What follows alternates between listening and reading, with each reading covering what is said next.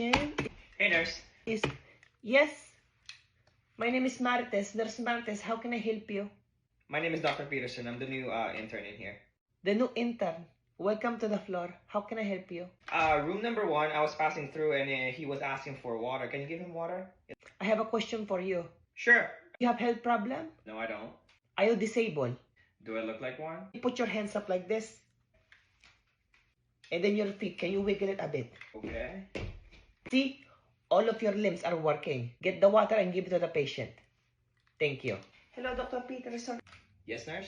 Apparently, you told all the nurses in the floor that if they have any questions to you, they don't call you. Instead, they tell me the question and I'm supposed to tell you all their concerns. Yes, I did. I'm just trying to make my job easier. Unfortunately, we are not working for you and you are not our boss, okay? This hospital doesn't work like that. This is a multidisciplinary team. Dr. Peterson, Yes, nurse? you know that bathroom on the left? Every single people that works in here knows not to shit in that bathroom. So now, I want you to call the plumbing. Here, I'm gonna give you my phone. Call the plumbing and explain to them what you did, that you shit on that bathroom, okay? Thank you. Hey, nurse, do me a favor. Room number 2, let's stop his ceftriaxone. We'll start him with Piptazo. Also, start him with a lactated ringus, 100 cc per hour. Excuse me, is that an order? I want you to make us a verbal order. You want me to take it as a verbal order? Are you gonna feed my family if I lose my license? If I kill that patient? The order's coming from my attending. Do you have a pen?